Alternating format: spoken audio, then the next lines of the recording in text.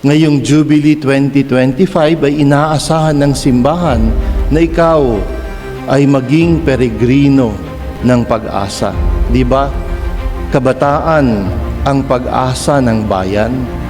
Kaya para maging peregrino ng pag-asa, kailangan ang banal na kamusmusan. Tandaan mo yung dalawang katangian na dapat pairalin mo para sa makabuluhang dialogo. Una na nga ay yung pagsasabi ng tapat at kadugtong kaagad niyan ang kabukasan ng puso para sa lahat. Ang pagiging tapat, ito yung unang katangian. Itong pagiging tapat ay dapat hindi ka nagpapauso. Tapat ka dapat kung anong iyong nasaksihan, tapat ka sa kung anong totoo. Sa katotohanan na walang iba kundi si Jesucristo mismo.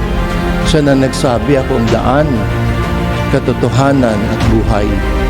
Sa isang pagkakataon, sinabi niya na ang tatay ng sinungaling ay si Satanas at ikaw ay anak na musmos ng Diyos Ama.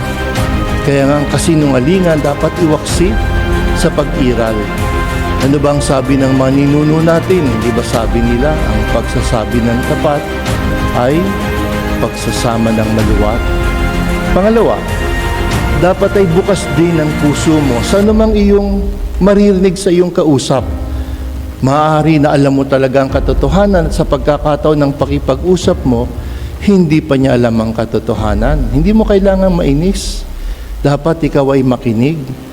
Tulad ng ginawa ng mga guro kay Jesucristo doon sa templo, na sila'y nakinig sa batang si Jesus. Ganun din dapat tayo. Makinig tayo sa kung anong katotohanan ng kausap natin. At yun ay bunga dapat ng kabukasan ng puso para sa lahat, tulad ng Santo Niño.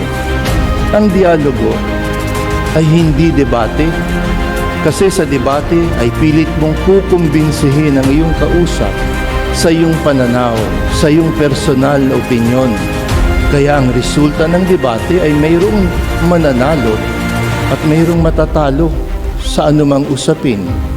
Mayroong mapapahiya. Sino ba naman ang gustong mapahiya? Sa madaling sabi, hindi magkakaroon ng pagkakasundo at tunay na ugnayan sa pakikipagdebate. Samantalang ang resulta ng dialogo ay ugnayan at pagkakaunawaan.